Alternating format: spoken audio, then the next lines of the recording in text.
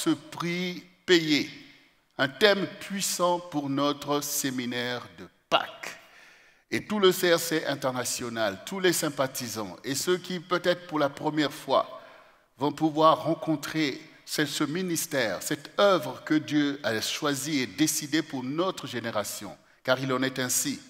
C'est là la place que chacun de nous doit retrouver devant Dieu pour recevoir quelque chose destiné pour notre génération. Alors, dans la continuité de ce qu'on a entendu tout à l'heure, j'ai intitulé mon message « Pâques, le prix payé pour les fils d'Adam ». C'est ainsi que je veux avancer dans ce message que le Seigneur a mis sur mon cœur pour chacun d'entre vous et pour tous ceux qui recevront ce message dans les temps à venir. Et j'ai choisi une clé pour pouvoir nous permettre d'avancer, c'est Jean 12, le verset 17 qui dit « Dieu en effet n'a pas envoyé son Fils dans le monde pour qu'il juge le monde, mais pour que le monde soit sauvé par lui. » C'est la parole que Jésus-Christ a adressée à Nicodème. Et ce soir, nous sommes ici, soit nous sommes Nicodème, soit nous sommes Pierre. Nicodème, c'est cet homme qui veut comprendre. Cet homme qui est aussi un croyant, qui a des certitudes, mais qui est bouleversé par ce que Jésus fait. Et donc, il réalise qu'il y a une dimension qui l'échappe. Aussi docteur d'Israël qu'il soit, il y a des gens qui sont honnêtes pour reconnaître leurs limites. Et aussi honnêtes pour reconnaître que celui que nous sommes en train de fustiger, celui qui n'est pas avec nous, que nous considérons de telle ou telle manière, a néanmoins quelque chose qui étonne. Quelque chose digne d'intérêt, d'un désir de comprendre. Parce que Dieu nous dépasse tous. Oui, on est des serviteurs de Dieu, mais Dieu n'est pas notre camarade. Il est capable de faire des choses qui nous enseignent. Il est capable aussi de faire se lever des serviteurs qui sont plus grands que nous et qui font des choses plus grandes. Et donc, il ne s'agit pas de contester sans cesse, mais d'avoir l'humilité de vouloir connaître et comprendre pour ne pas rater quelque chose avec Dieu. Voici l'attitude de Nicodème qui peut aider. Même si son incrédulité aussi et sa limite a été mise en évidence par l'échange avec Jésus, mais il a néanmoins une démarche qui peut aider beaucoup d'intellectuels dans notre temps. Parce que nous voyons que Nicodème, même s'il n'a pas vraiment franchi le Rubicon comme on aurait voulu pour dire, écoutez, vous le Sanhédrin, vous restez avec vos affaires, moi comme Pierre, on va suivre Jésus. Même s'il n'est pas allé jusque-là. Mais il nous est dit aussi que quand le corps de Jésus a été déposé au tombeau, il faisait partie des personnes qui ont agi à ce moment-là. Ça veut dire que cet échange avec Jésus n'est pas resté lettre morte. Il s'est intéressé à lui jusqu'à être de ceux qui ont pris son corps pour le mettre au tombeau. Donc forcément, ça a apporté quelque chose à cet homme. Et je souhaite, peut-être à toi qui m'écoutes, qui est loin de la connaissance du Seigneur, si déjà cette attitude de Nicodème, qui était aussi un sachant comme toi des choses de la vie, du monde, d'Israël, toi aussi, si tu peux reconnaître que Jésus a fait des choses qui dépassent ton entendement, ça peut t'aider à comprendre ce séminaire. Je disais que nous sommes comme Pierre. Pierre, lui, il a cru en Jésus. Lui, il s'est engagé avec Jésus comme chacun d'entre nous, qui marchons dans la voie de l'Église avec l'Esprit de Dieu. Nous aussi, comme Pierre, on est bouleversés, on veut expérimenter, on veut aller plus loin. On veut aller plus loin. Ce même Pierre qui, devant la menace du lac qui est en furie, devant Jésus qui vient, il ne sait pas, il n'est pas resté comme les autres, mais on va mourir, qu'est-ce qui va se passer? Et quand il a vu Jésus, là aussi, c'était tellement des choses qui étonnent. Il dit, mais maître, si c'est toi, ordonne que je vienne. Ordonne. Ça veut dire un homme intéressé à vivre quelque chose avec le Seigneur, intéressé à ce que le surnaturel devienne finalement naturel pour lui, puisqu'on suit Jésus. On est dans une dimension où on doit expérimenter le merveilleux. Alors pourquoi ne pas être zélé? Pourquoi ne pas s'engager dans une foi vivante qui démontre les choses pour lesquelles on espère et celles qui n'existent pas? Donc Pierre, c'est toi qui as cette attitude de toujours vouloir avec Dieu aller plus loin, de toujours venir au rendez-vous, de toujours, dans un temps comme celui-ci, dire « Ah, le séminaire de Pâques, le prix payé, mais ça, je dois connaître, je dois comprendre, je dois saisir. » Cette attitude, c'est ce qui a fait de Pierre le Pierre qu'il est devenu. Et son témoignage est là, dans nos rues, dans nos églises, le nom de Pierre. Ce n'est pas tout de faire ces choses. Il faut devenir véritablement Pierre. Parce que ce sont des gens comme ça que Jésus cherche. Des gens qui témoignent de lui, non pas seulement qu'on dise son nom, mais qu'on démontre ce qu'il est vivant aujourd'hui et capable de faire des prodiges et des miracles. Toi aussi, tu es à ta place. Et le Seigneur ne manquera pas de t'utiliser pour que tu puisses continuer à témoigner que Jésus est vivant. Donc ici, Jésus révèle que je ne suis pas venu pour vous juger. Et c'est ce que disait tout à l'heure Pasteur Jocelyne. Je ne suis pas venu pour vous juger, parce que si je viens pour vous juger, ça va aller vite, clac, clac, clac, clac, il n'y a rien à faire, allez, on retourne. Et comme elle disait, on passe le temps à nous juger nous-mêmes et à nous condamner, parce que quand vous jugez, vous êtes obligé de prendre un décret, soit une condamnation, une relaxation. Jésus dit, mais je ne suis pas venu pour ça. Et cette posture de juge, c'est ce à quoi étaient en prise, en fait, les responsables religieux. Le souverain sacrificateur, le Sanhédrin, toutes ces personnes se sont mis à juger le peuple de Dieu et à le condamner, à le mépriser, des hommes sans instruction. Et jusqu'aujourd'hui encore, beaucoup se retrouvent dans cette position. Alors que Dieu ne les a pas placés là pour juger les gens, mais pour les servir. Donc Jésus dit, je ne suis pas venu pour vous juger, pour vous traiter de tous les noms et vous laisser dans votre triste sort. Ce n'est pas là le plan de Dieu. Mais Dieu m'a envoyé pour sauver le monde, et c'est ce qu'il est.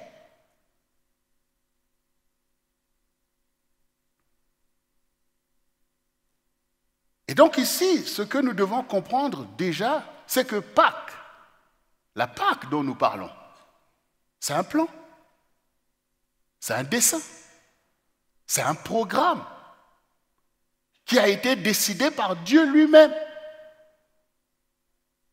Ce n'est pas un accident de l'histoire. Du genre, Jésus est venu et le malheur l'a frappé. Il y a un dessein, c'est ce qu'il dit. C'est ce qu'il dit en fait. Je ne suis pas venu par moi-même, je ne suis pas venu comme vous. Je suis venu envoyé par Dieu, non pas pour juger le monde, mais pour que le monde soit sauvé par moi. C'est ce qu'il a dit. Et c'est ce que la Bible témoigne de la Genèse jusqu'à Apocalypse. Donc ne venons pas à Pâques en étant nous-mêmes désolés, comme ces personnes qui étaient désolées en voyant Jésus malmené, fouetté et crucifié. Ces personnes se disaient, mais ce n'est pas possible, un homme de bien, même la femme de Pilate. Elle a dit à Pilate que tu n'es rien avec cet homme, c'est un homme de bien. Et cette nuit même, je n'ai pas pu dormir tellement j'étais tourmenté à cause de lui. Et ces femmes de Jérusalem qui pleuraient, que Jésus a dit, ne pleurez pas sur moi, pleurez sur vous et sur vos enfants. Ne pleurez pas sur moi. Ses propres disciples désemparés. Le maître a été crucifié, mis au tombeau. Donc c'est comme le ciel qui tombe sur leur tête. Et pourtant le Seigneur, depuis, avait pris le temps de les préparer à ce moment, en leur donnant aussi l'explication et la véracité d'un tel sacrifice de Dieu pour nous. Mais nous sommes limités dans nos sens, limités dans notre entendement. Alors c'est une catastrophe, un malheur. Et rappelez-vous de ces deux personnes qui allés à Emmaüs, en train de parler de ce qui s'est passé à Jérusalem. Et le Seigneur s'approche d'eux, le Seigneur ressuscité s'approche d'eux pour dire, mais de quoi vous parlez? Il dit, mais tu es le seul qui étant à Jérusalem, tu n'es pas appris ce qui est arrivé. Mais qu'est-ce qui est arrivé? Mais au sujet de Jésus-Christ, un homme qui était puissant en parole et en œuvre, et qui maintenant est mort. Et là, Jésus leur dit, mais vous êtes longs à comprendre, ne fallait-il pas que le Christ souffrit ainsi? Donc, les paroles, il leur rappelle la parole. Pourquoi Dieu parle en fait? Les choses révélées sont à nous. Dieu parle pour nous donner la connaissance, et mon peuple périt faute de connaissance. Et nous sommes dans cette interrogation continue qui témoigne non seulement de l'ignorance, mais qui donne aussi des arguments à l'ennemi. Si nous ne comprenons pas les choses qui nous sont enseignées. C'est comme si maintenant, vous êtes dans une classe, on vous enseigne des matières, et le jour de l'examen, on te pose des problèmes sur le papier, et puis tu dis, mais monsieur, c'est quoi ça? C'est quoi? Pourquoi? C'est quoi? Mais on te donne l'occasion de démontrer que tu as compris ce qu'on t'a appris. Pour qu'on puisse te qualifier, te donner des diplômes et que tu passes de l'autre côté. Et c'est ce qui arrive aussi par rapport à la parole de Dieu. Quand Dieu maintenant nous donne de pouvoir témoigner que nous connaissons, mais pourquoi Seigneur? Je ne comprends pas Seigneur. Et l'ennemi l'entend aussi. Donc, bien-aimés, quand je parle des fils d'Adam, que Pâques, c'est le prix payé pour les fils d'Adam. Oui, c'est pour les fils d'Adam. Parce que nous voyons dans le jardin d'Éden, quand Adam et Ève ont péché, Dieu est descendu. Et quand Dieu est descendu, il a appelé Adam. Adam a dit quoi? Il s'est caché.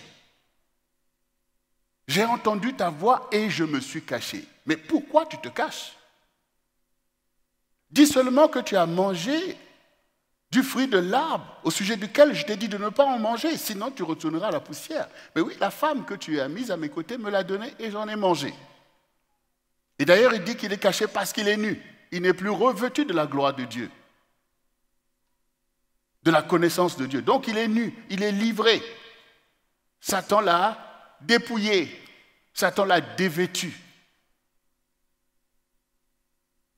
Donc tu te caches parce que tu es dans la confusion.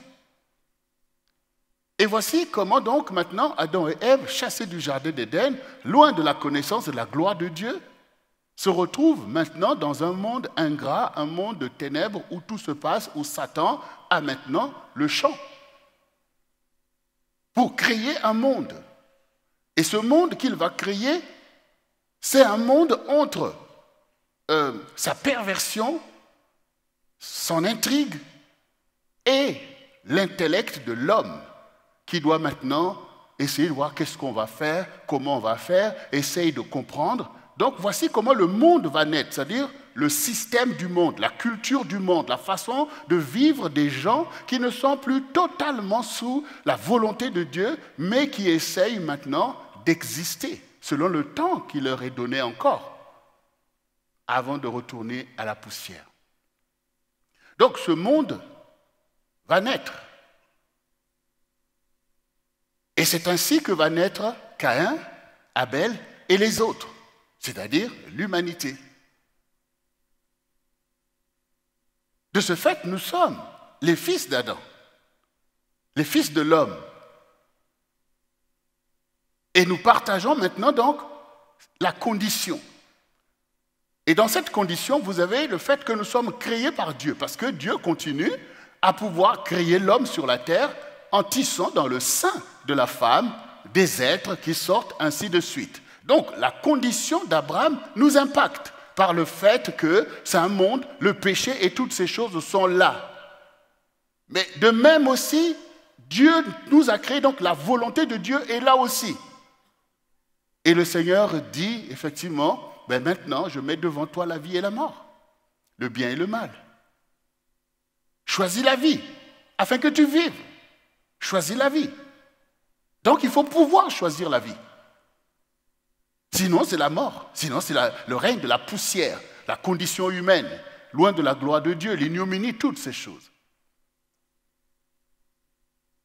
Donc Dieu a dit au serpent, après avoir fait ces choses, il dit d'abord à Adam, puisque tu as mangé du fruit au sujet duquel je t'ai dit de ne pas manger, ce que la femme t'a dit, maintenant, la terre te sera ingrate, te produira des ronces, des épines, et tu mangeras la sueur de ton front. Et à la femme, puisque tu as fait ça, tu accoucheras avec des douleurs. Et ton cœur, tes désirs se porteront sur ton mari et il dominera sur toi. Tout ça, ce sont des sanctions, c'est comme des malédictions. Et au serpent, il a dit, parce que tu as fait ça, je mettrai inimitié entre toi et la femme. Donc il y aura guerre entre ta descendance et sa descendance. Tu lui mordras le talon, lui t'écrasera la tête. Donc, le dessein, tout a été décidé là. Tout a été décidé là. Dieu aurait pu dire, écoute Adam, tu ne m'as pas obéi, tu vas mourir, et ça s'arrête là. Mais ça ne s'est pas arrêté là. Il a dit qu'il y aura guerre. Il a dit qu'il y aura une descendance pour la femme.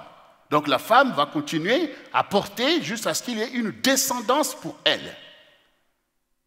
Et il y aura guerre avec le serpent. Et le serpent aussi aura une descendance qui mordra le talon de la descendance de la femme, et la descendance de la femme va écraser la tête du serpent. Vous voyez? Donc tout est là en fait. Tout est là, tout est déjà dessiné.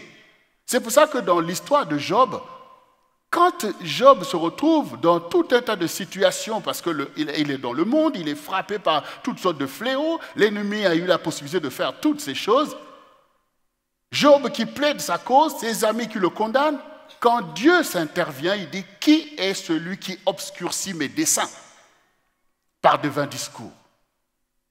Donc nous aussi, ne soyons pas impressionnés par nos discours, par nos raisonnements.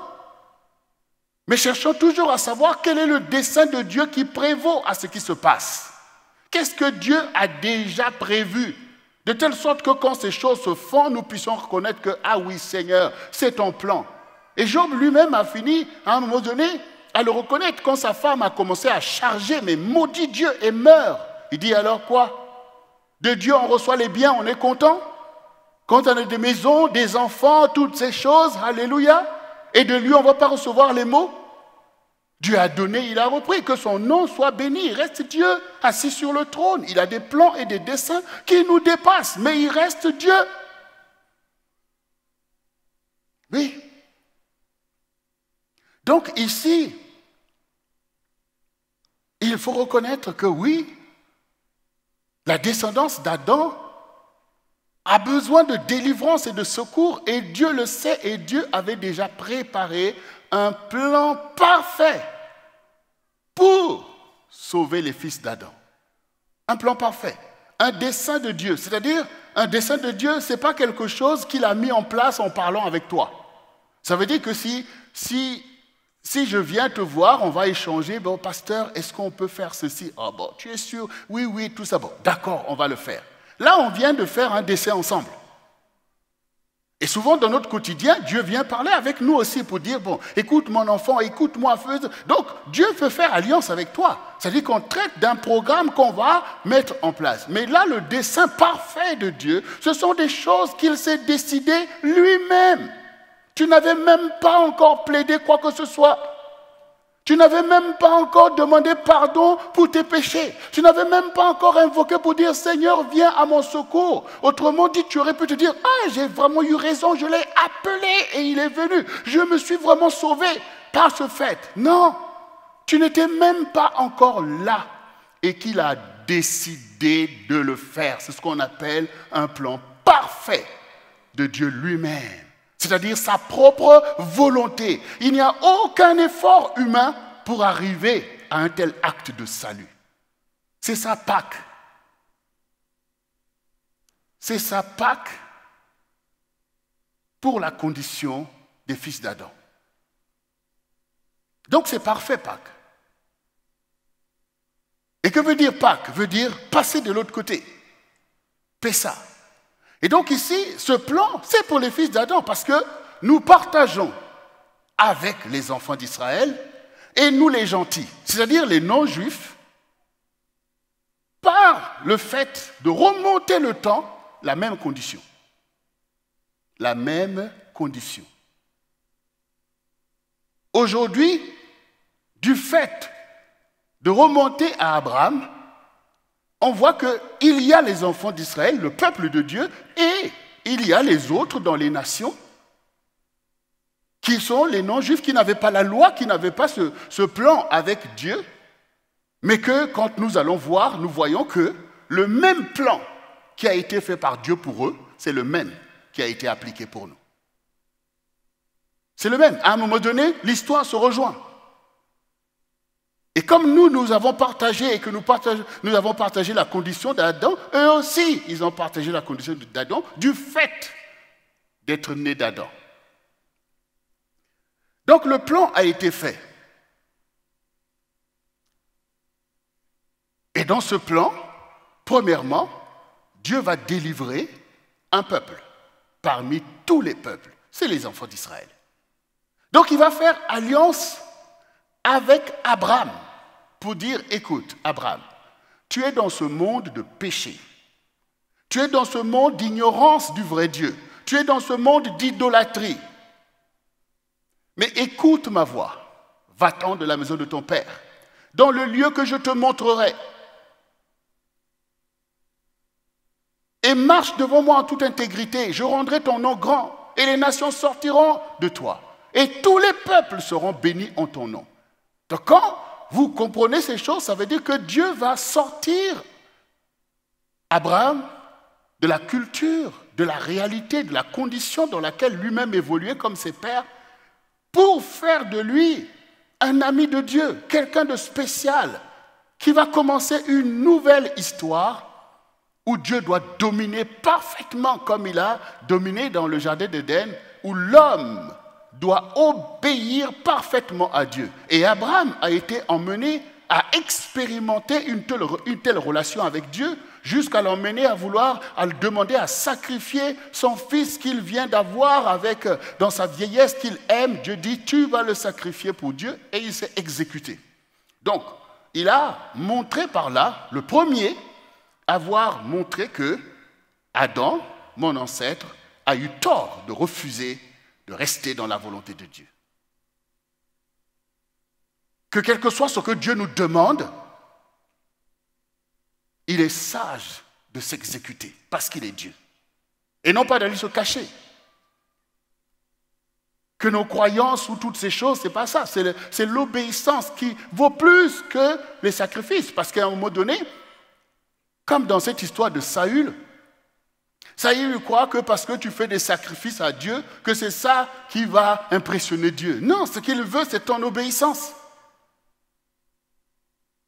C'est ton obéissance. Et cette obéissance témoigne de la gloire de Dieu. Et la désobéissance et toutes les choses qu'on essaye de faire, tout ça, ça donne du champ à Satan. On peut dire, ouais, mais ils font ça, mais en réalité, ils ne t'obéissent pas. En fait, quand tu leur donnes des vrais challenges, là, ils ne vont pas jusque-là.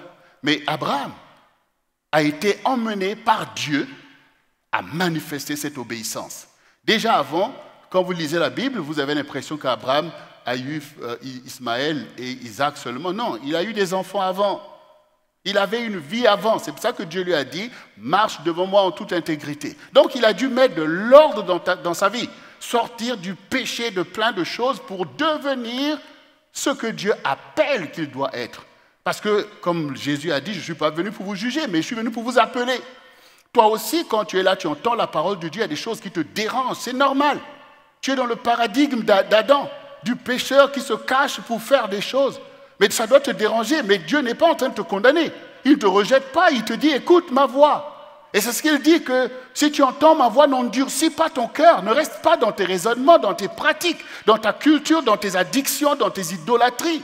Mais si tu entends ma voix, lève-toi et marche, ouvre la porte de ton cœur, je rentrerai et je veux souper avec toi, je veux te parler, je veux t'éclairer, je veux te montrer la condition dans laquelle tu végètes et je veux te montrer l'héritage que Dieu a préparé, le dessein de Dieu pour toi, pour ta maison, comme je l'ai fait avec Abraham. Et je rendrai ton nom grand, les nations sortiront de ton sein. C'est ça que le Seigneur dit ici. forcément la parole de Dieu va te déranger. La Bible dit que c'est l'épée à deux tranchants qui sépare entre les jointures. Il y a des choses dans ta vie que Dieu doit séparer. La condition d'Adam et aussi le dessein de Dieu, qui est ton créateur et qui le reste et qui veut te le témoigner. Dieu est plus grand qu'Adam. Il est plus grand que tout homme. Et comme rappelé pasteur Jocelyne, de Dieu nous sommes la race. Il ne faut pas l'oublier, tu es enfermé dans ta petite condition, ma famille, mon peuple, mais ces choses ne vont pas loin. Remonte le temps et tu verras en fait, qu'un dessein plus grand repose sur toi. Donc ne sois pas gêné parce que la parole de Dieu dénonce les choses qui sont dans ta vie. Toi aussi, comme Adam, tu te caches. Dans les ténèbres, tu en fais des choses. Mais les ténèbres ne vont pas te sauver. Le fait que personne ne connaît tes secrets, ce n'est pas ça qui va te sauver en fait. Devant Dieu, tout est lumière. Il voit toutes ces choses. Et malgré ça, Dieu dit non, je ne te juge pas. Mais je t'ai aimé dès avant la fondation du monde. Je suis venu pour te sauver. Parce que Satan ne va pas triompher dans cette affaire. C'est ça en fait le plan de Dieu. Et Abraham s'est exécuté. Abraham aurait pu se dire, ah non, moi je reste avec mon père, hein, on a plein de Dieu. On a plein de Dieu. Ah, j'entends cette voix, je ne te vois même pas, mais mes dieux, je les vois en fait. Cette statuette, c'est plus confortable d'être là. Après mon père, c'est moi qui hérite. Partir à l'aventure par une conviction qu'on a reçue, non, c'est trop dangereux. Et même toutes les situations qu'il a rencontrées, ce n'est pas parce que tu suis Dieu que comme par magie, tout devient clac. Non, ça n'a pas été ça en fait. Il y a eu des déboires. Il s'est retrouvé souvent en danger, presque de mentir pour essayer de se sauver devant des rois du pays où il était. Donc, ce n'est jamais simple. Mais tu sais que c'est Dieu. Et tu sais ce que c'est Dieu, pourquoi? Parce que les choses que Dieu te demande sont des choses saintes, des choses qui nous manquent, des choses qui ne sont pas la manipulation, l'oppression dans laquelle le diable vient te dire, oui, vas-y, tu as raison, tu vas gagner ici, fais ceci et cela. Non, on voit que c'est difficile ce que Dieu nous demande, mais c'est saint. Si ces choses pouvaient prévaloir au milieu de nous, on serait un autre peuple, une autre famille, un autre couple. Si ces choses à la gloire de Dieu peuvent prévaloir. Mais ce qui importe ici, c'est toujours garder le pouvoir de choisir. Jusqu'ici, je me suis laissé entraîner dans la boue, dans les ténèbres, dans la méchanceté. Et Satan doit savoir que je garde le pouvoir de choisir. Et puisque Jésus frappe à ma porte, je vais choisir. Je ne sais pas comment ça va se passer, mais je le choisis. Qu'est-ce que je gagne avec Satan pendant tout ça de temps? Donc, je dois porter un choix. Vous savez, il y a des personnes qui sont dans une situation où leur pouvoir de choisir est comme anéanti. Des gens qui sont finalement dans une dépression, dans un découragement. Et donc, c'est comme quand on se laisse mourir, en fait. Comme quand on se laisse mourir. On peut même venir te proposer un remède. Ah non. Comme si maintenant, pour toi, ben voilà, c'est fait. C'est fait. Et quand toi-même, en tant que croyant, tu te retrouves dans une telle situation, il faut réagir. Il faut réagir, en fait. Vous voyez ceux qui font le judo ou le catch. Quand tu plaques ton adversaire, on va compter jusqu'à combien? Non, je crois 10. Pour le catch, judo, c'est 10. On va compter 1, 2, 3. Si tu arrives à 10, c'est terminé. C'est terminé. Donc, ce qui importe, ce n'est pas qu'on ne peut pas te plaquer, mais c'est comment tu réagis. Est-ce que tu auras le pouvoir de repousser l'étau de ton ennemi ou on va compter jusqu'à 10? Et c'est fini. Ne laisse jamais, peu importe comment Satan a pu t'attaquer ou les gens ont pu t'attaquer, comme parfois dans ton rêve, tu vois que tu es plaqué, tu essaies de dire Jésus, tu as du mal.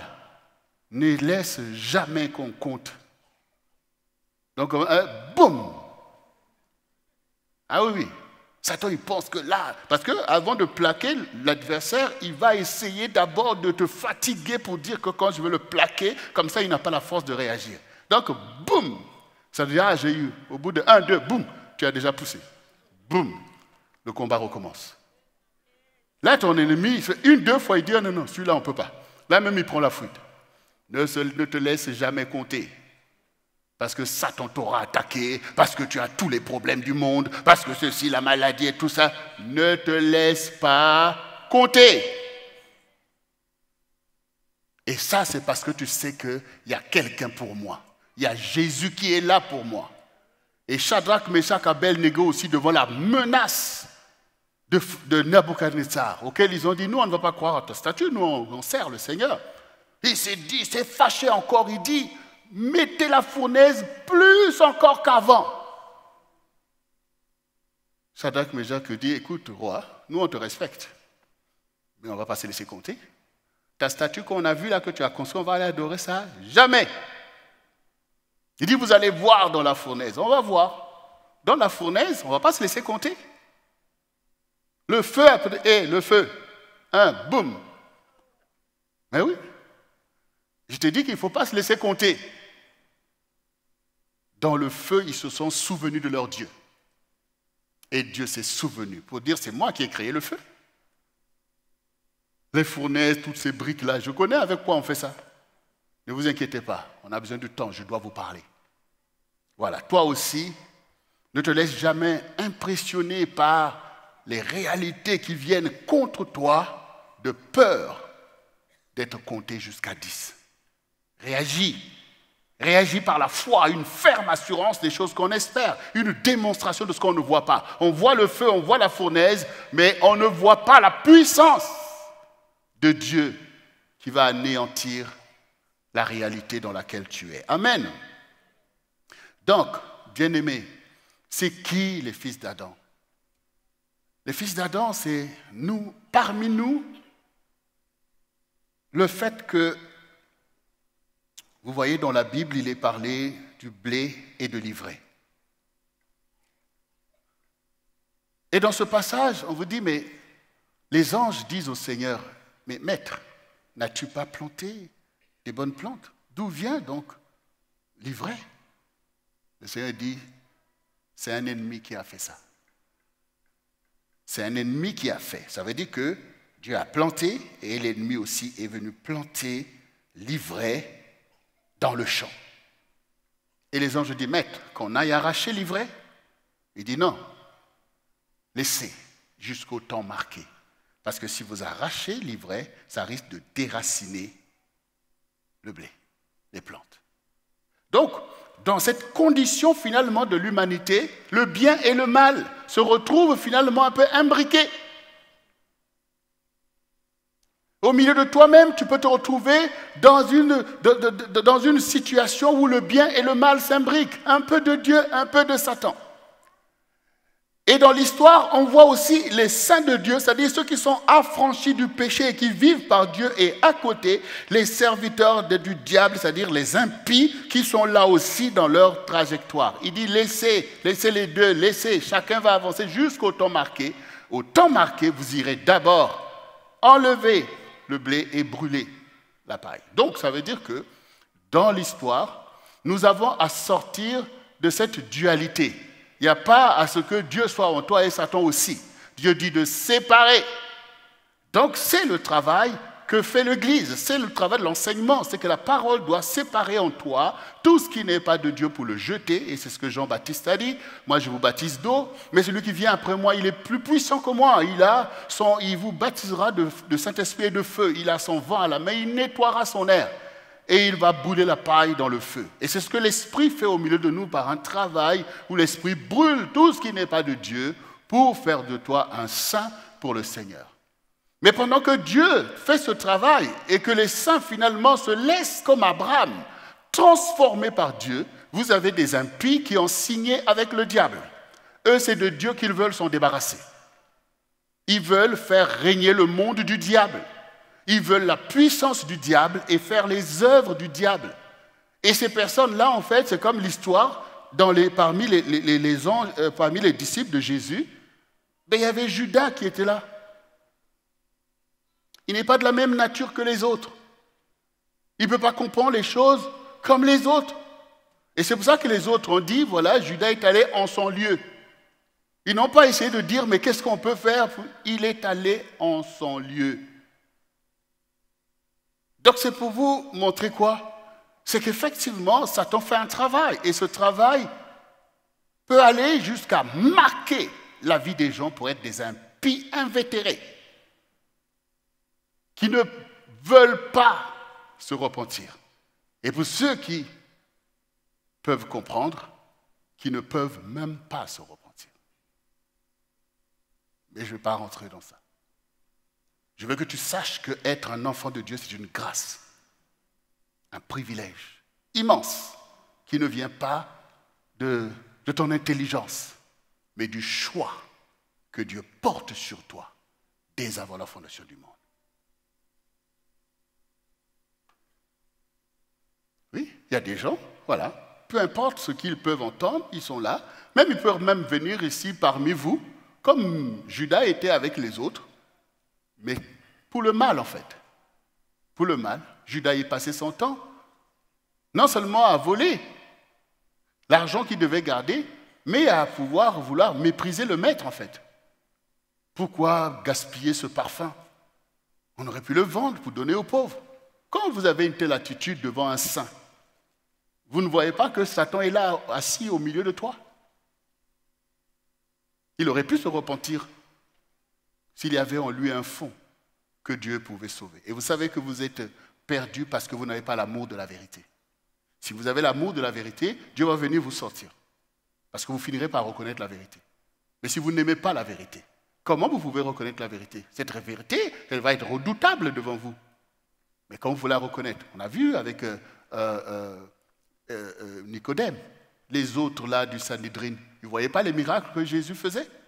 Et c'en est arrivé jusqu'au fait que Jésus a ressuscité Lazare, quelqu'un qui est mort après 4 jours, il a ressuscité. Ça n'a pas suscité chez eux un émerveillement de la puissance de Dieu. Ils ont dit, il faut qu'on tue cette personne. Parce que là, tout le monde commence à aller vers lui, tout le monde est après lui. Nous risquons de perdre, on va le tuer. Donc là, vous dites que c'est des serviteurs de Dieu. Vous voyez? Si vous êtes là pour servir Dieu, donc vous suivez les intérêts de Dieu. Et quels sont les intérêts de Dieu? C'est de sauver son peuple. Et si Dieu a envoyé un serviteur, même s'il n'est pas avec vous, si vous êtes tellement des serviteurs de Dieu, vous allez dire, ah, béni soit le Seigneur pour lui. Parce que le travail qu'il fait là, c'est à la gloire de Dieu. Donc vous voyez comment on peut se corrompre jusqu'à vouloir la mort de celui que Dieu utilise pour le bien de tous. Il faut comprendre, l'esprit de Satan agit sur la terre. Et comme je vous ai toujours dit, ne croyez pas que Satan aura peur de là où vous êtes soi-disant qu'il y a l'onction. Non, non, c'est un esprit religieux. Mais Judas a pu rester là, non, il n'a pas vécu les mêmes choses que les autres disciples vivaient. Oui, parfois Satan est là. Donc bien sûr, quand il est là, il a peur, hein, mais il est là comme ça, là, pour dire, là, je veux passer un mauvais temps, mais il faut que je sois là. Mais oui, bien-aimé.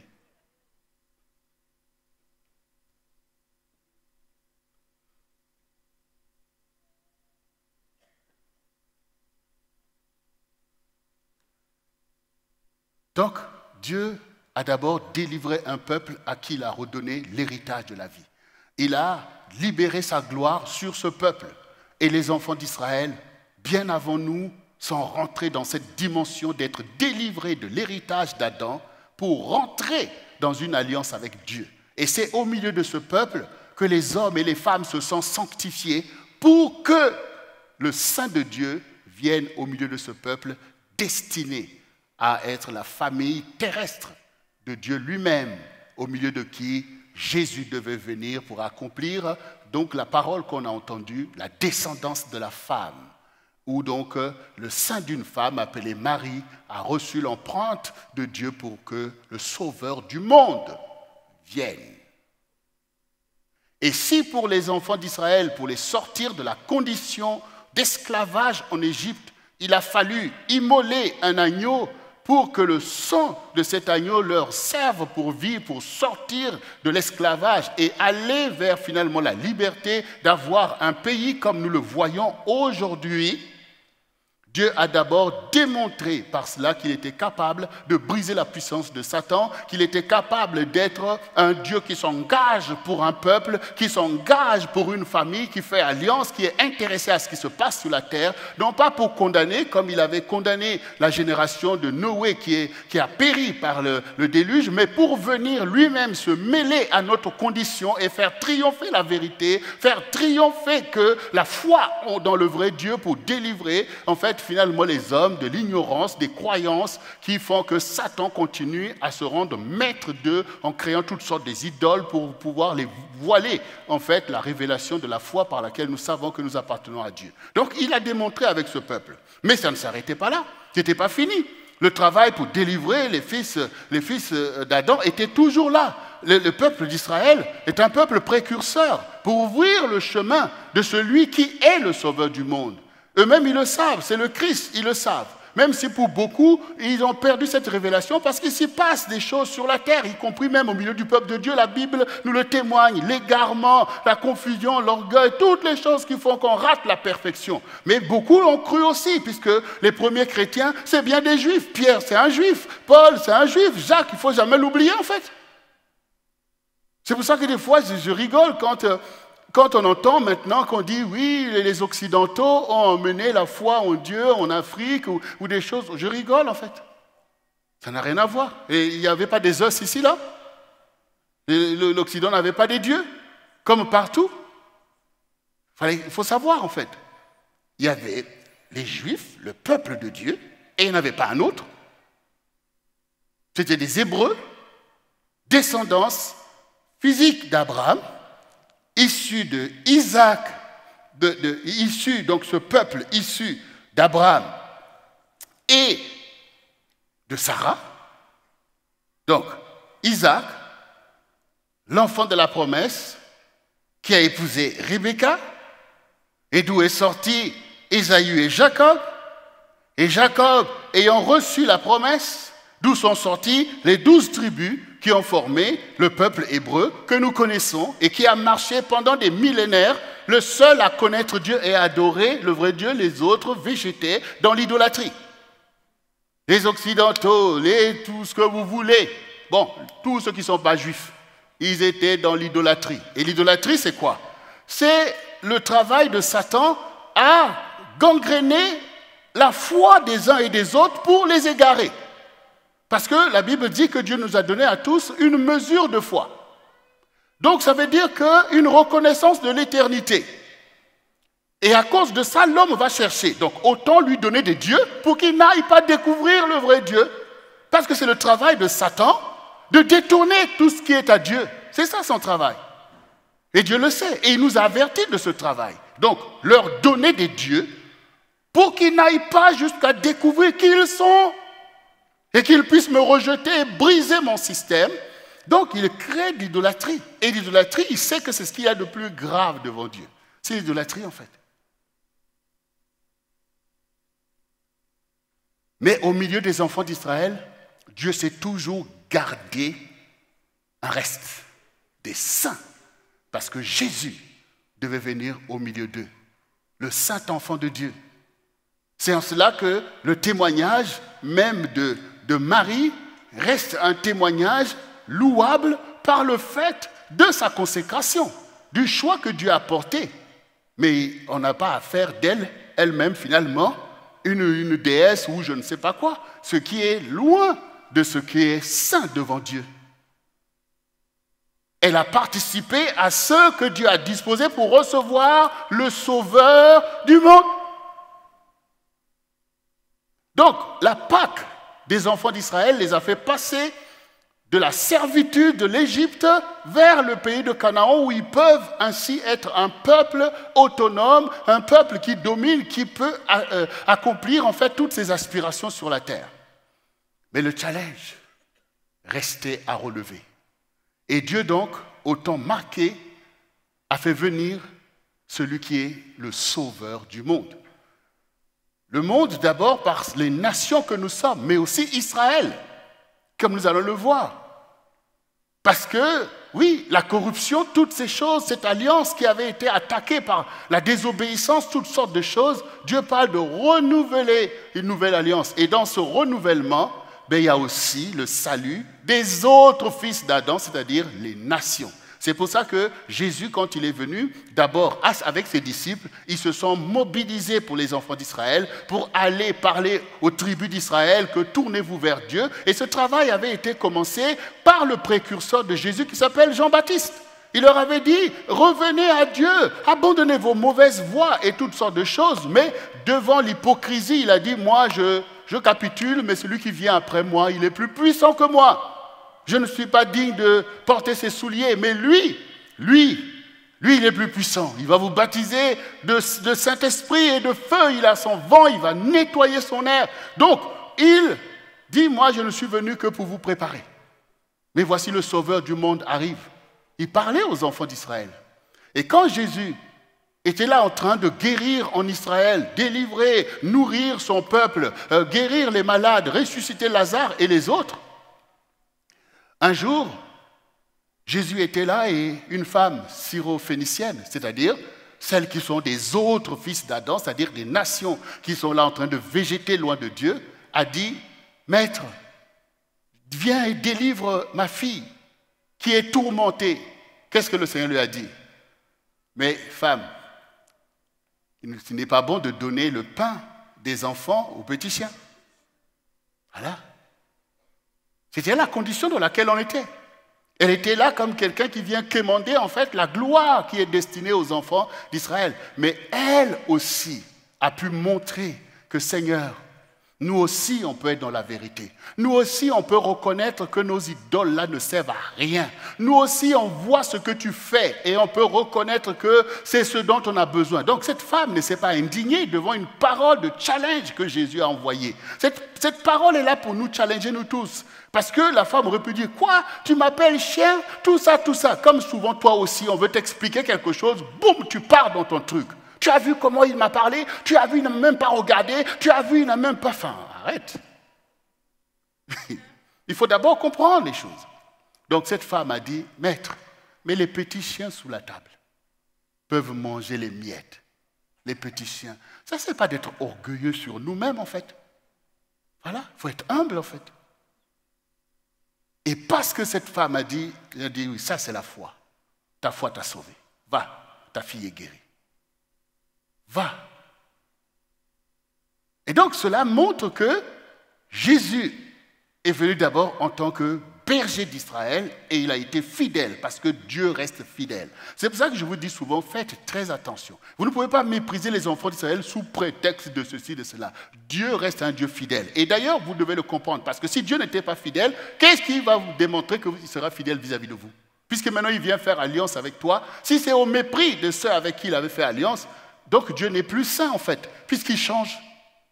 Puisqu'il peut se repentir et finalement ce que j'ai fait, c'est pas bon. Non, il poursuit. Qu'est-ce que dit la Bible dans Romains 12, du verset 1 au verset 3? Il dit, pour chercher, pour discerner ce qui est bon, agréable et parfait.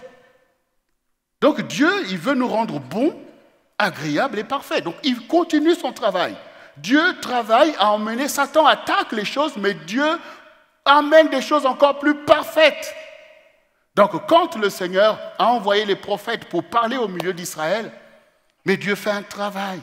Et malgré ce qui s'est passé, malgré les déportations et tout, il poursuit son travail jusqu'à accomplir finalement une œuvre parfaite, l'avènement de Jésus-Christ au milieu d'une nation déstabilisée où ils ont perdu eux-mêmes la boussole. Alors, comment ils vont croire en lui? Comment ils vont reconnaître que c'est là le Messie qu'on attend? Et si déjà même quand Moïse est venu en Égypte, pour les délivrer, ça a été difficile. C'est pas, des fois, vous priez Dieu, Seigneur, fais ceci. Et quand Dieu commence à faire ce pourquoi vous priez, oh, tout ça c'est quoi, j'en ai... Mais oui. Donc, Jésus a été rejeté. Mais on regarde nous-mêmes les réalités pour dire, mais oui, mais pourquoi en fait? Pourquoi il a été rejeté? Et donc, les enfants d'Israël, ils attendent toujours un Messie. Mais quand on lit la parole, quand on lit la Bible, mais Ésaïe, Ce n'était pas un prophète parmi eux. Ésaïe est un prophète d'Israël. Mais qu'est-ce qu'Ésaïe a dit? Quand nous lisons, comme nous allons le lire encore abondamment cette semaine, ce week-end, le Ésaïe 53, il démontre par ses paroles que l'agneau de Dieu, immolé, par les meurtriers de qui nous sommes guéris, rejetés, méprisés, de qui Ésaïe parle, si ce n'est pas de Jésus-Christ? Et David aussi le dit dans les psaumes. Jésus parle par lui. Il dit, ils ont tiré ma robe au sort, ils ont percé mes mains, déchiré mon côté. Si ce n'est pas de Jésus, c'est de qui? Et si maintenant un autre Messie doit venir au milieu des enfants d'Israël, comment on va lui percer les mains et les pieds? Comment on va le crucifier? Ça n'existe plus, ces choses. Il n'y a plus possibilité de crucifier quelqu'un. Qui va aller percer les mains devant tout le monde et tout? Vous voyez que ces choses n'existent plus, en fait. Donc ça veut dire que si vous ne croyez pas dans ce Messie que décrit le prophète Ésaïe 1000 ans avant Jésus, donc vous croyez dans un super-héros. Comme dans les films où on voit boum qui descend et qui commence à faire des... Mais ça n'a plus rien à voir avec le Messie de Dieu qui est écrit dans la Bible. Donc à un moment donné aussi, on peut reconnaître que non, on peut se tromper. Mais nous, ce qui nous intéresse, c'est le salut des fils d'Adam. Et ce salut, finalement, a été rendu disponible, bien-aimés. Mais si Jésus n'était pas venu, donc nous, on ne serait pas des croyants en Dieu. On serait toujours dans nos idolâtries. Et si nous, on était toujours dans nos idolâtries, mais aujourd'hui même pour la vie et la survie d'Israël, qu'est-ce qui allait se passer? Puisque les enfants d'Israël reconnaissent qu'ils sont entourés par leurs ennemis qui ne cherchent qu'à les exterminer. Et pourquoi ils sont encore toujours là? C'est par les disciples de Jésus. C'est-à-dire des pays chrétiens qui pensent qu'il faut défendre la souveraineté d'Israël, prêts à pouvoir se lever s'ils sont attaqués. Et si Jésus n'est pas aussi votre sauveur, pourquoi les gens qu'il a transformés peuvent se soucier de votre cause? Bon, je dis ça surtout pour les chrétiens qui aujourd'hui, là, allez, on abandonne Jésus, soi-disant pour devenir des judaïques, allez, parce que ça fait bien d'aller prendre l'hébreu et puis d'aller là-bas, tout un tas de choses. Je ne suis pas en train de donner des leçons aux enfants d'Israël. Hein. Ils savent eux-mêmes ce qu'ils ont à faire. Mais je suis en train de parler de Jésus, de sa vraie nature, qu'il est Dieu, et qu'il a démontré. Nous sommes la démonstration de sa divinité.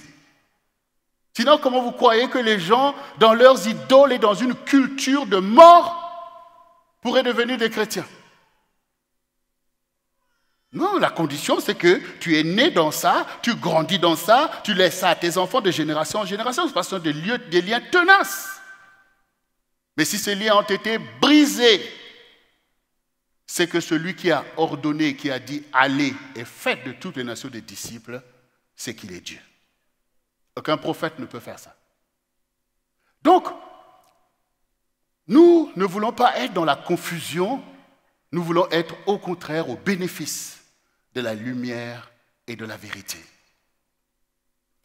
La condition d'Adam est toujours là pour vouloir nous tenir dans les liens de l'intellect, loin de la puissance de la foi, mais par l'œuvre de Christ, par l'enseignement et le Saint-Esprit, nous rentrons dans cette foi qui est une ferme assurance des choses qu'on espère et une démonstration de celles qu'on ne voit pas, pour rentrer finalement dans la gloire de Dieu par le deuxième Adam.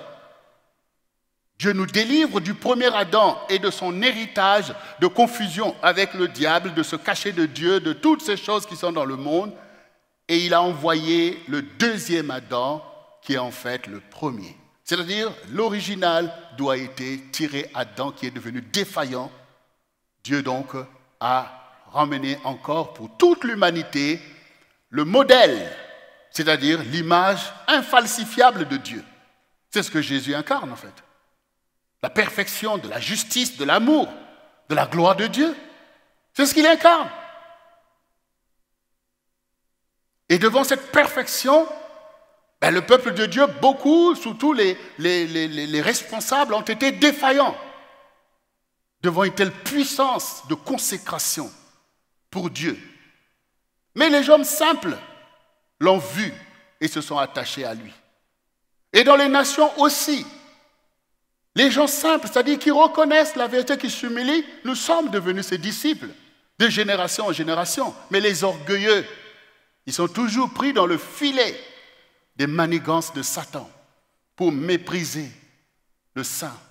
Parce que dans le monde, en fait, les gens qui ne comprennent pas la puissance de Dieu, et parfois le Seigneur nous montre qu'un tel, il ne comprend pas en fait l'évangile. Il ne comprend pas. Beaucoup ne comprennent pas l'évangile en fait par orgueil. Pourquoi? Parce que dans le monde, c'est la volonté de puissance.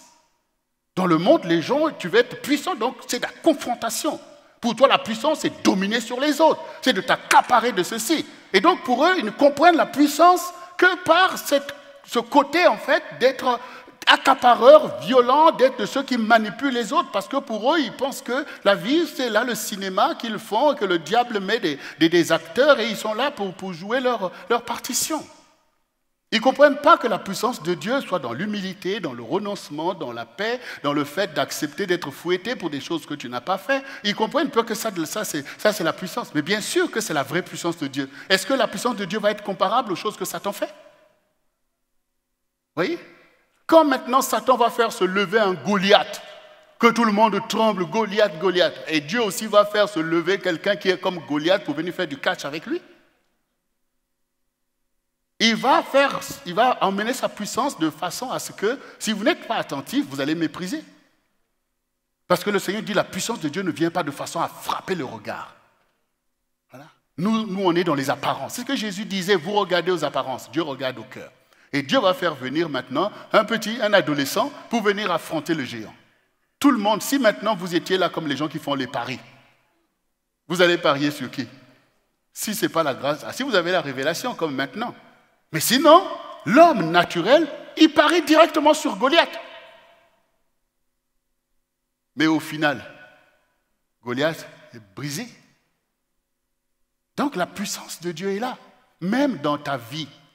La puissance de Dieu est là. Il y a des chrétiens qui croient que quand je vais recevoir l'onction, ça va chauffer. Même dans mon lieu de travail, avec l'onction que j'ai reçue là ce week-end, mon directeur là, qui ne m'aime pas et que je n'aime pas, quand je mets le pied dans son bureau, boum! On appelle les pompiers. Et il n'y mettra plus les pieds. C'est pas ça en fait. C'est pas ça, bien-aimé. Jésus était là, le Tout-Puissant. Il était méprisé même. Une fois, il a dit à ses disciples, allez dans le village qui est devant vous des Samaritains, dites-leur que le maître va passer la nuit ici. Les Samaritains ont dit, non, il ne va pas mettre les pieds ici. Il ne va pas mettre les pieds ici. Ils sont venus mettre, ils n'ont pas voulu qu'on rentre, qu'on invoque le feu comme autour des lits pour venir les consumer. Il dit, mais vous ne savez pas de quel esprit vous êtes animés. Le Fils de l'homme n'est pas venu pour perdre les âmes, mais pour les sauver en fait. Voyez, la puissance de Dieu est pacifique. Puissante. Et Satan, en fait, il ne voit pas comment ça vient. Donc toi aussi, je sais que tu as des épreuves. Parce que tu partages aussi cette condition, des épreuves de ceci. Et quand tu regardes à ces épreuves, tu dis, mais je ne suis rien. Ah, pourtant, Dieu m'a visité. Pourtant, il m'a dit ceci. Non, la puissance de Dieu est dans ta vie. Même les souffrances, les choses que tu traverses sont la puissance de Dieu, où Dieu démontre la puissance de la foi. Job a souffert. Mais regardez la fin de l'histoire de Job. Dieu est là pour confondre ses ennemis. L'important, c'est de vivre ce que tu vis avec le Seigneur. Que ce soit des grandes choses ou des choses petites, que ce soit des choses joyeuses ou des choses tristes, tout ça, vis ces choses avec le Seigneur et laisse Dieu continuer à écrire l'histoire de ta vie dans sa gloire. Même dans tes souffrances, tu continues à lui donner gloire. Et Dieu sait que même dans ta joie, dans ta bénédiction, dans ta prospérité, tu continueras à lui donner gloire. Donc, bien-aimés, ce monde finalement est devenu un lieu d'épuration. Et comme je le dis souvent, il n'y a pas de purgatoire après la mort. Le purgatoire, c'est là, maintenant même. Si tu as besoin d'être épuré, c'est là que cette épuration doit se faire. Pour t'épurer de tes péchés, de ces mensonges que tu as reçus par le lien ancestral, de ces impudicités, c'est là. Et c'est dans le feu que tu dois te mettre toi-même. Que quand tu entends, David dit, quand on me dit allons à la maison du Seigneur, je suis dans la joie. Parce que David sait que dans la maison de Dieu, je suis en sécurité. Dans la maison de Dieu, je vais continuer à exalter Dieu par les louanges avec total praise. Et le feu va brûler, Dieu va dénoncer mes mensonges, il va arracher ces choses. Mais quand on est loin de cette mouvance, de cette vie de Dieu, ça peut être dangereux. Hein?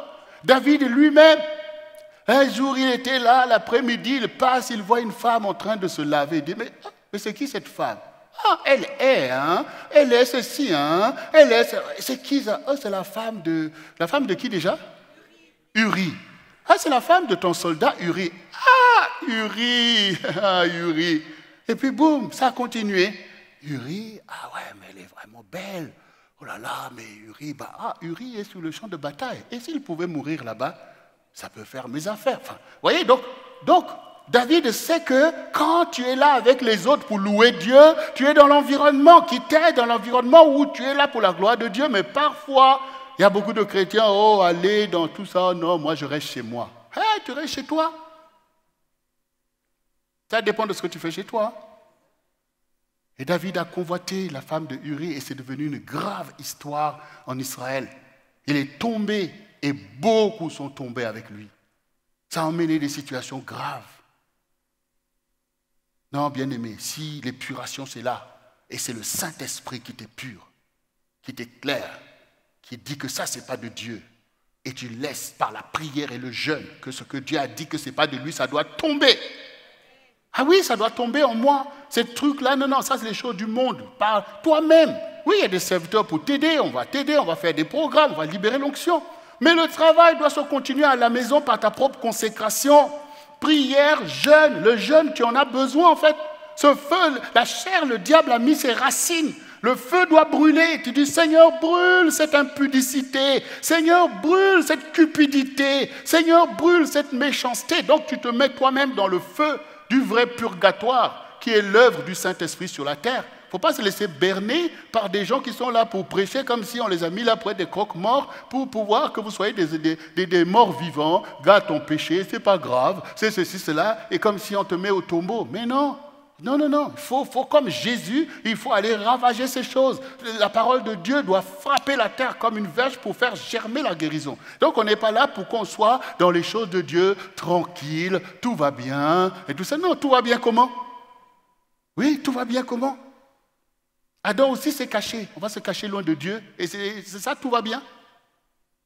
Non, il faut s'exposer en fait. Quand vous êtes malade, si vous restez chez vous, ça devient un piège pour vous. Mais si vous allez voir le médecin, même si tu t'emmènes dans le bloc opératoire, tu vois ces couteaux, tu dis, hé, surtout ne me touchez pas avec ces couteaux-là. Mais ces couteaux-là peuvent te sauver. C'est comme la parole de Dieu. C'est des couteaux, c'est un couteau à double tranchant. Ça te dérange, mais ça va aller couper la connexion avec la condition d'Adam.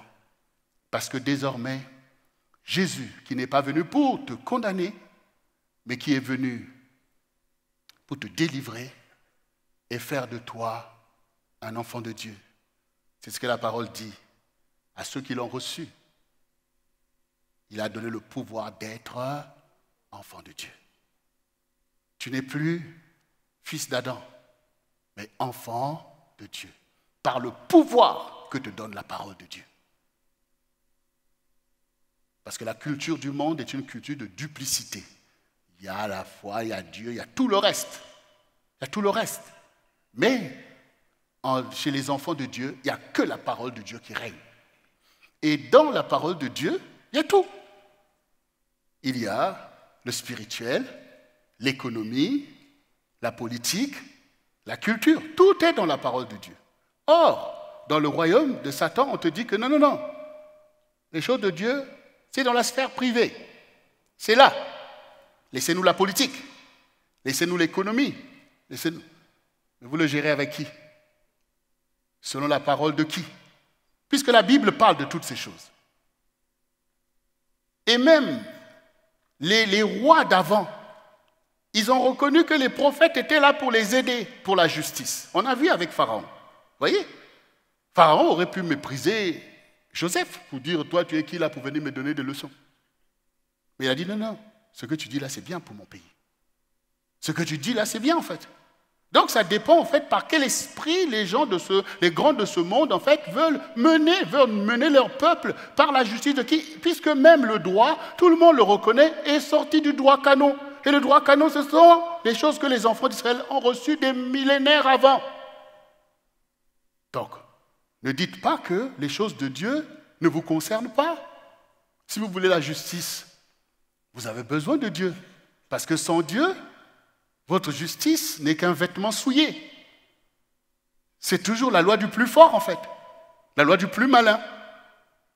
Mais si vous voulez la justice pour votre peuple, vous êtes obligé d'avoir l'aide de Dieu. Sinon, comment vous affrontez Satan, qui maintient ce monde d'oppression, de l'esprit de mort? Comment vous allez le vaincre si vous ne confessez pas la puissance de Dieu? Comment vous brisez la puissance de Satan? Non, vous voyez vous-même. Là maintenant, regardez, alors que pendant un moment, on s'est dit, la guerre, c'est terminé. Maintenant, c'est l'économique, c'est maintenant la prospérité, les nations, on fait nos pactes, et puis voilà, c'est l'économie. Nous, ici en France, c'est l'Europe. Voilà, pour faire de l'Europe une zone puissante de développement pour dominer sur les Américains et sur les Chinois. Donc, tout économique, c'est parti. Boum. Et puis tout d'un coup, on est revenu à la guerre. Tout d'un coup, on est revenu à la guerre. Oui, il faut le réaliser en fait. Le paradigme de la guerre est revenu. La menace, elle est là. Et qu'est-ce qui se passe maintenant? Les nations sont à nouveau obligées de repartir dans la course aux armements. On a entendu, même quand notre président a parlé, on dit que oui, il nous manque, voilà, il faut qu'on aille acheter des armes, il faut aller faire des affres. Et pendant ce temps, économiquement, il y a des problèmes, il y a des déficits, il y a tout un tas de choses. Donc, vous voyez comment le piège, tout d'un coup, est revenu par manque de clairvoyance. Et tout ça, pourquoi? Mais parce qu'on croit qu'on est suffisant par nous-mêmes, par notre intellect. Mais Satan est impliqué dans ça. Il est le champion de la manipulation intellectuelle. Quand l'aveuglement arrive, tu ne vois même pas que tu cours à ta perte. Et faire courir des dangers à un peuple ou à une génération. Va en guerre. On a raison, c'est comme ça, allez. Jusqu'à ce que la catastrophe arrive, comme c'est déjà arrivé. Parce que Satan embrigade, il instrumentalise les causes, les différends, pour en faire des conflits meurtriers. Et c'est ce que le Seigneur a dit. Le voleur ne vient que pour dérober, égorger et détruire. Mais moi, je suis venu pour que mes brebis aient la vie, qu'elles soient dans l'abondance. Quand le Seigneur dit ça, ça veut dire que Satan voudra vous faire croire qu'il est là pour votre bien. Mais en fait, il est là que pour vous voler, en fait. Il vole quoi? Votre paix, votre bon sens. Il dérobe ce que vous avez et il vous détruit. Mais moi, je suis venu pour que vous soyez dans l'abondance. Mais vous risquez d'avoir l'impression que je ne suis pas là pour votre bonheur. Parce que je dénonce le péché. Parce que je te dis, oui, tu as de grands biens, vends et donne à ceux qui n'ont rien. Comme le jeune homme riche, il a l'impression que non, mais il est venu pour me rendre pauvre. Vous risquez de confondre les choses, mais en fait, je suis là pour votre bonheur. Vous voyez, Dieu veut nous délivrer des apparences, de l'ignorance. Il veut nous délivrer des limites de notre petite réflexion, des forteresses de raisonnement, pour aller nous dévoiler ce qui se passe, en fait, dans le monde invisible. Les complots qui sont ourdis et le plan de Dieu pour nous, bien-aimés. Dieu a un plan. Dieu a un plan. Et comme j'ai dit au début, ce plan, il est parfait parce que quand Satan, notamment, a commis tous ses forfaits, ça a commencé dans le ciel, où il était Lucifer et est devenu l'ennemi de Dieu. Et il a été précipité, il est venu contre les enfants de Dieu. Il est venu contre tout ce que Dieu aime. C'est ce que nous voyons dans Apocalypse 12, 12. Malheur à la terre, car Satan vient. Il est animé d'une grande colère, cherchant qui détruire. Donc, il n'y a pas chez lui autre chose que la vocation de détruire. Et le monde est devenu un monde de destruction. Destruction de vie, destruction des âmes. Et nous sommes éprouvés par cela. Et ces derniers temps, on voit bien comment l'esprit de mort prend des galons dans les nations.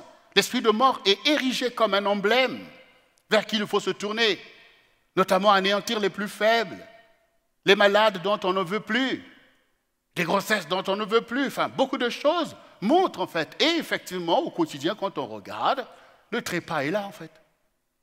Sans que ça inquiète plus que ça. Et pourtant, il y a des statistiques. Il faut quand même faire des statistiques, dire que cette année, il y a eu plus de morts que l'année dernière. Et si on est là pour pouvoir dire, mais pourquoi? Il faut aller trouver la cause. On l'a fait pendant le Covid, non? Il n'y a plus le Covid. On n'en parle plus. Mais faites encore les statistiques pour voir si la mortalité n'est pas en train de galoper dans vos nations. Et quelle est la nature des gens qui meurent? Quelle est leur condition? À quel âge ils meurent? Si on est intéressé, gouverner, c'est prévoir, non? Voilà. Regardez ce qui se passe dans la vie des gens. Quelle est la condition? Quel est l'esprit qui travaille? Les choses se trament bien loin de nos réflexions, de nos petites réflexions. Non, les choses se font en profondeur. Les pactes sont là. Il y a des gens qui font des pactes avec la mort, qui déploient des politiques de mort, parce qu'ils sont en connexion avec Satan, avec le diable qui est là pour détruire les âmes. Mais au milieu de ça, il y a de ceux qui font alliance avec Dieu pour leur peuple, pour soutenir les plus faibles, pour changer la façon dont les choses se font et faire prévaloir la vie sur la mort, la prospérité sur la précarité. Toutes ces choses sont là. Je mets devant toi la vie et la mort, la bénédiction et la malédiction, le bien et le mal. Choisis la vie afin que tu vives, toi et ta postérité. Dieu est pour la vie. Il est pour que nous puissions vivre, puisque la vie, c'est sa gloire. Il nous a lui-même formés pour que nous puissions voir sa gloire. Ce n'est pas Dieu qui veut que les conditions restent aussi tragiques que nous pouvons le voir dans les familles, au milieu des peuples. Et Dieu parle, en fait, pour nous, mais l'amnésie, bloqué en fait à ne pas comprendre la parole de délivrance. Parce que chacun, on veut rester là comme les autres. On reste là, personne ne veut une vraie révolution spirituelle. Pour dire, Satan, c'est terminé.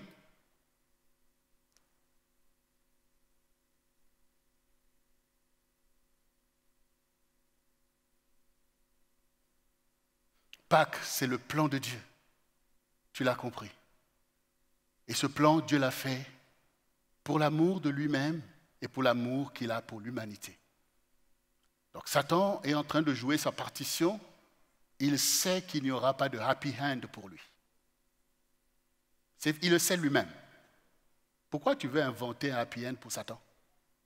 Le suivre, c'est aller toi-même dans la confusion directement. Et la destination de tout ça, c'est l'enfer. Mais Jésus, il est là, c'est vrai qu'il a souffert. On a vu sa souffrance, mais on connaît la fin. La fin d'une chose vaut mieux que son commencement. Donc, la Pâque avait été déjà décidée par Dieu depuis le Jardin d'Éden. Et Jésus, quand il était là, il y avait 2 de ses disciples qui disaient, Maître, quand tu vas venir dans ta gloire, ça veut dire qu'ils savent que le Messie va revenir. Et ça sera une grande révélation pour les enfants d'Israël. Pendant qu'ils attendent le Messie, nous on attend le retour du Messie. Tout ça, ça va coïncider, boum, clac. Et au moment où ils vont se rendre compte que le Messie qui est là, il était déjà là. Donc on l'a percé, on l'a rejeté. Et il y aura un grand deuil en Israël. C'est écrit dans Zacharie. Donc, il y avait 2 de ses disciples qui ont dit, Maître, quand tu viendras dans ta gloire, nous voulons qu'un de nous soit à côté de toi, de chaque côté, à gauche et à droite. Le Seigneur leur dit, c'est les fils de Zébédée, le Seigneur dit, pouvez-vous boire de la coupe que je vais boire, du baptême que je vais prendre? Je dis, oui, on le peut.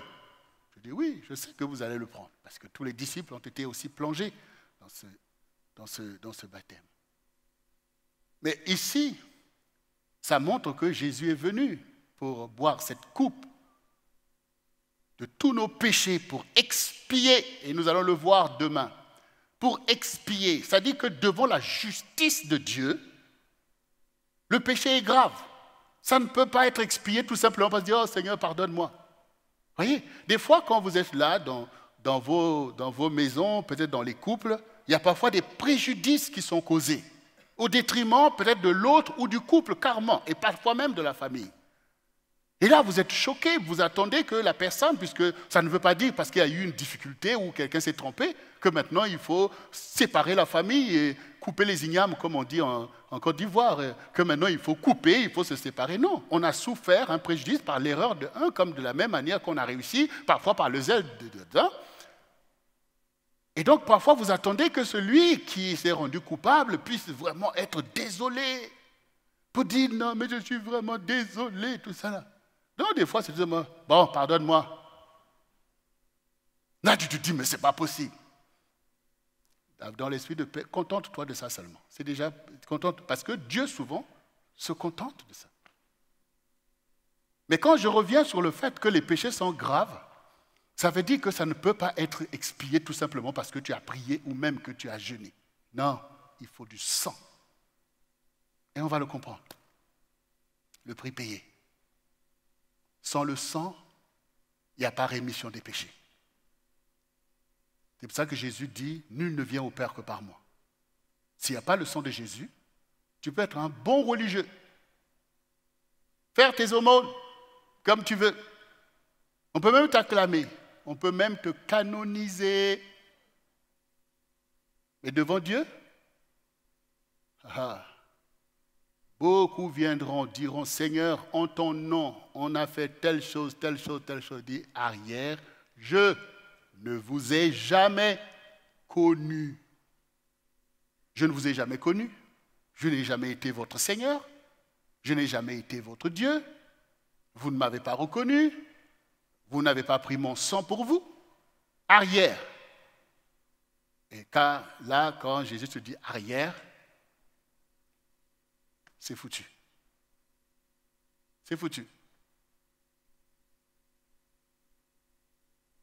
Donc, si quelqu'un veut se glorifier, glorifie-toi de connaître Jésus. Glorifie-toi de sa souffrance. Glorifie-toi de son sang. Parce que c'est le prix qui a été payé pour te racheter devant Dieu. Est-ce que vous pouvez forcer Dieu des choses qu'il ne veut pas? Parce que le Seigneur le dit. Nul ne peut s'approcher. Qui oserait s'approcher de moi si moi-même je ne l'attire? Vous voyez, c'est une action qui vient de Dieu. Tu n'es pas sauvé parce que Jésus, je mérite d'être sauvé. Tu as vu, j'ai manifesté une grande puissance. Et j'ai été intelligent pour réussir 20 sur 20 sur ta copie. Vous voyez, ça n'existe pas. Ça n'existe pas, bien-aimé. Mais ce qui est important pour nous, pour sortir de la condition d'Adam et rentrer dans la condition du deuxième Adam, c'est-à-dire les disciples de Jésus, c'est de connaître la vérité. La vérité, c'est que Dieu nous a sauvés lui-même sans l'aide de personne et il nous a placés dans un héritage à recevoir. La question, c'est sur l'héritage à recevoir. Et donc maintenant, quand le Seigneur dit « Mon peuple périt faute de connaissance », l'aspect de la connaissance, ça a à voir avec notre vie sur la terre en fait. Faute de connaissance, tu vas vivre toi-même des choses compliquées puisque tu ne peux pas rentrer dans ton héritage parce que tu manques la connaissance, tu ne sais pas qui est ton Dieu. Donc tu vas souffrir en fait. Là, sur cette terre des vivants, tu souffres des choses en fait. Tu ne peux pas prendre ce qui est à toi, tu ne peux pas faire ceci. Bien sûr, tu risques ta vie si tu vas faire alliance avec le diable et que maintenant tu renonces au salut et que maintenant tu refuses la vérité et toutes ces choses, tu vas aller te perdre et ça peut t'emmener loin. Mais nous sommes sauvés par la foi. Ça veut dire que tu crois en Jésus et tu suis le chemin qui t'emmène vers ton salut. Mais la connaissance, c'est pour que tu atteignes les promesses de Dieu. Pour que, si Dieu veut que tu sois la tête, que tu ne sois pas à la queue. Donc c'est la connaissance qu'on a besoin pour dire non, non, c'est comme ça avec Dieu. Non, il faut que je prie, il faut qu'on avance. Voici un ministère qui nous fait avancer. Cette connaissance-là, c'est ceux qui ont suivi Jésus. Qui ont suivi Jésus. Et Jésus nous donne ce qu'on appelle la rédemption. Ce n'est pas seulement le salut. Le salut de nos âmes, ça c'est ce que Dieu règle lui-même. Mais la rédemption, le fait d'accomplir la justice, les promesses de Dieu, de renverser les méchants pour te donner ce dont tu mérites, ça c'est la rédemption. C'est-à-dire, il relève ta condition sur la terre. Et quand il dit « vous êtes la lumière du monde », c'est pour éclairer effectivement notre génération. Donc ça, c'est le programme de rédemption.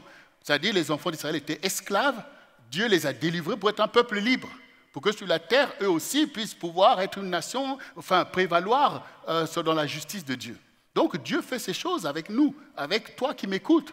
Dieu travaille. Quand le Seigneur nous a dit l'année de la puissance, de la gloire de Dieu et de la prospérité, ce programme de prospérité, c'est une rédemption de ta vie. C'est la restitution. C'est te sortir de là où ton ennemi t'avait acculé dans la pauvreté, dans la misère, où Dieu veut te dire la terre est à moi et tout ce qu'elle renferme m'appartient.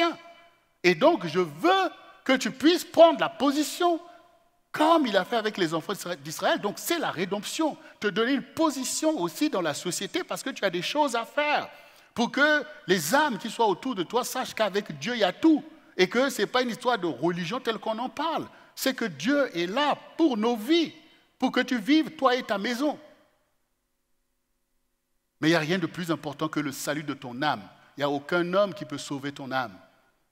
Il n'y a que le Seigneur, en ayant payé de son propre sang, qu'il peut prendre une âme coupable et condamnée, prendre la place, souffrir les choses à la place de cette âme et dire au Père, voici ton enfant, voici ta fille, voici mes disciples, voici mes amis. Il fait de nous maintenant que nous soyons gens de sa maison et même co-héritiers de son royaume.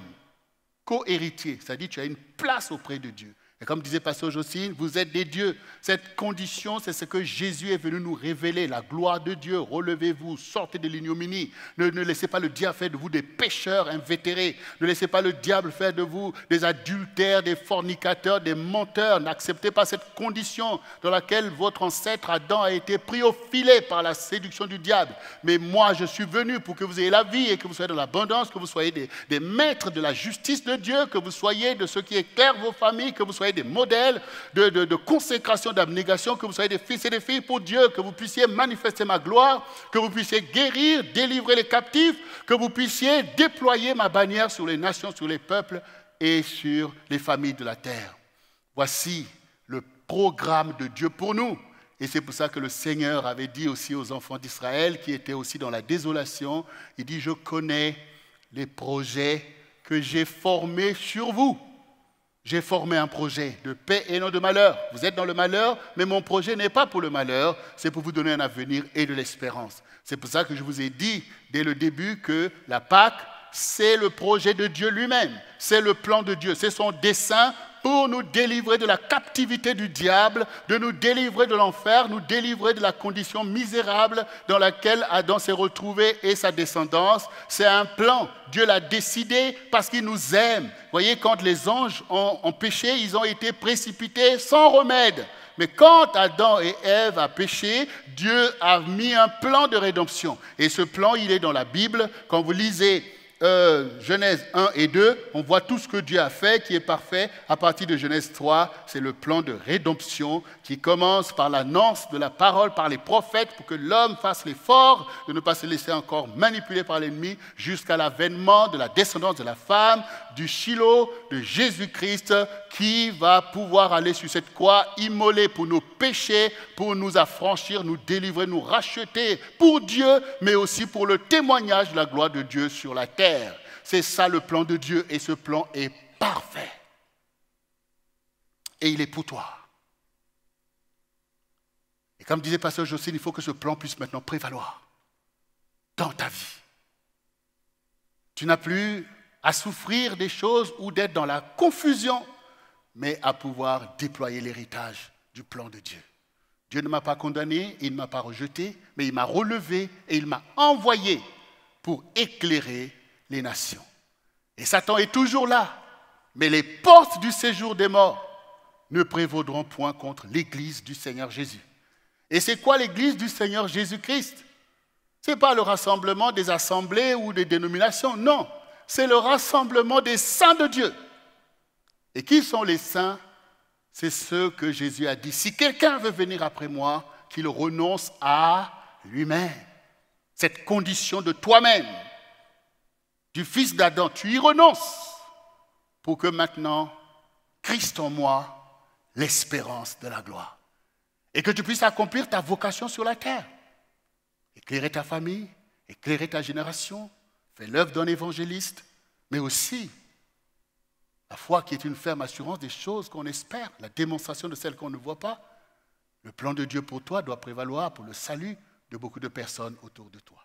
Donc, bien-aimés, ce week-end, nous sommes là avec le Seigneur pour que cette révélation puisse prévaloir. Nous sommes là pour pouvoir vraiment réaliser l'ampleur du prix qui a été payé et donc de la richesse qui en découle. Et nous sommes là pour rentrer dans la connaissance afin de vivre la vie qui nous a été destinée, d'être nous-mêmes ses disciples, mais aussi d'être nous-mêmes de ceux par qui Jésus marche pour continuer à faire ces grandes choses de la rédemption de son peuple. Et nous allons prier pour que ceux de nôtres qui sont encore dans les ténèbres voient la lumière de Christ et marchent dans ses voies. Nous allons intercéder pour que le travail de Satan qu'il fait contre notre génération soit pris en fait à rebours de nos prières, de nos jeûnes, de notre élan. Oui, nous en avons la portée, nous en avons la liberté, c'est ce qu'il faut faire. Donc, comme a dit Pasteur Jocelyne, on n'est pas là pour se condamner nous-mêmes et nous ne laissons personne nous condamner. Nous voulons tout simplement suivre le Seigneur de tout notre cœur et de renoncer à tout ce qui est de l'esprit du monde.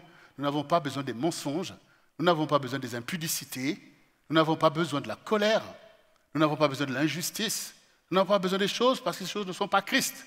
Nous avons besoin d'avoir du zèle pour la vérité, du zèle pour le courage, du zèle pour le Seigneur. Nous avons besoin de porter le fruit de l'esprit. C'est ça qu'on doit expérimenter et tous les jours, l'Esprit nous aide et ces choses deviendront là, puisque ceux qui ont marché avant nous l'ont démontré.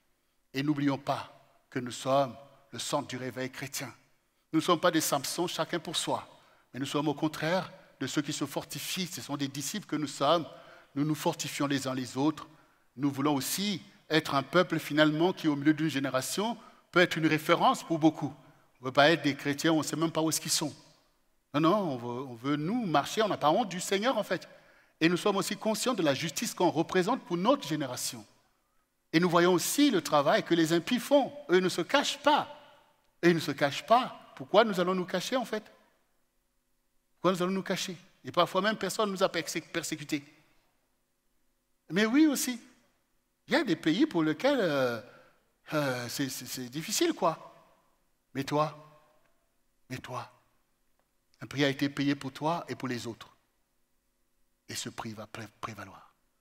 Alors, bien-aimé, si tu veux te mettre debout, afin que dès maintenant nous puissions sortir de la condition d'Adam et embrasser pleinement la condition de Christ, qui est celui qui a payé le prix. Et demain, nous serons encore là jusqu'à dimanche où ce prix va nous être encore révélé puissamment. Puissamment. C'est comme si on te dit que voilà, on t'a versé ton salaire et tu ne sais pas c'est quoi ce salaire mystérieux que quelqu'un t'a promis que je vais. Écoute-moi et je vais te donner quelque chose. Et puis on te dit, bon voilà. Parfois, il y a quelqu'un qui te dit que oui, donne-moi ton rib. Il y a des fois, des gens te disent comme ça, donne-moi ton rib. Peut-être à l'occasion de ton anniversaire ou je ne sais pas de quoi. Il ne te dit pas que je vais t'envoyer 100 €. Il dit seulement, donne-moi ton rib. Et puis on te dit, oh, on vous a fait un virement. Je veux savoir, c'est quoi ce virement? Des fois, tu vois, ah oui. On dit, oh. Avec Jésus, ça va être... Le virement qu'il va te faire, ça va être... Ben oui, le prix payé. Le prix payé. C'est-à-dire ce que Jésus a fait pour toi. Ce que nous allons voir tout ce week-end. Hein? Il y en a qui vont dire, il faut que je regarde mon compte. Mais c'est vrai qu'il y a tout ça dedans. Il y a tout ça dedans. Mais il y a surtout la gloire de Dieu. Le salut de Dieu. Où tu vas sortir enfin de la prison dans laquelle ta condition t'avait placé. Amen. Alors, bien-aimé, répète après moi. Seigneur Jésus, je te rends grâce, car tu es l'envoyé de Dieu pour payer le prix pour ma vie, pour ma maison, pour ma famille et pour le peuple de Dieu. Tu n'es pas venu pour autre chose que pour payer le prix. Tu n'es pas venu pour me condamner, pour me juger, mais pour que je sois sauvé par toi. Aujourd'hui, selon la grâce qui m'est faite, j'accepte ce plan de Dieu pour ma vie et pour ma maison, pour mon prochain. Je veux discerner la valeur de ce prix et je veux en bénéficier pleinement, sans que rien ni personne ne puisse m'empêcher de jouir de ce prix jusqu'au bout, jusque dans l'éternité. Je renonce à l'ignorance et à l'aveuglement. Je veux focaliser sur toi, car personne d'autre n'a payé ce prix pour moi, ni mon père, ni ma mère, ni mes grands-parents, ni qui que ce soit. C'est pourquoi je ne laisserai personne devenir mon maître, mon Seigneur sur cette terre, ni dans le monde spirituel, ni dans le monde naturel. Parce que je reconnais aujourd'hui mon seul maître, mon seul Seigneur, mon seul Dieu, Jésus-Christ. Domine sur moi, conduis ma vie, fais ta volonté, car tu as le plan de salut de ma vie, le plan de rédemption, en vertu duquel tu es le Seigneur qui me guérit, tu es le Seigneur qui me délivre, tu es le Seigneur qui me donne la connaissance, afin que tous voient l'héritage que j'ai reçu de Dieu. Tu m'as aimé dès avant la fondation du monde. Tu me connais plus que moi-même. Seigneur, glorifie-toi dans ma vie. Je veux te dire merci pour toutes tes souffrances à cause de moi. Toute l'ignominie que tu as reçue à cause de moi. Parce que tu n'as jamais péché, mais tu as souffert mes péchés et les péchés du monde. Maintenant, je ne suis plus dans le lien héréditaire avec Adam et avec Ève. Je suis maintenant même dans le lien de l'alliance avec le sang de Jésus-Christ. C'est ton sang qui coule en moi et l'héritage de ta vie qui vient sur moi. Car je suis libre, parce que c'est ma Pâque. Je passe de l'autre côté. Je passe du côté de la vérité. Je passe du côté de la liberté. Je passe du côté de la gloire de Dieu. Je renonce à la confusion et à l'ignominie qui est dans le monde et dans l'esprit du monde. Merci Seigneur pour cette Pâque vivante. Tu me fais passer vers ma destinée. Tu me fais passer vers ma liberté. Aujourd'hui, je suis libre. Je renonce à Satan et à ses œuvres, à ses manigances, à ses péchés. J'y renonce. Saint-Esprit, viens maintenant même, Esprit de vérité, et conduis-moi selon la vérité et la victoire qui est dans le nom de Jésus.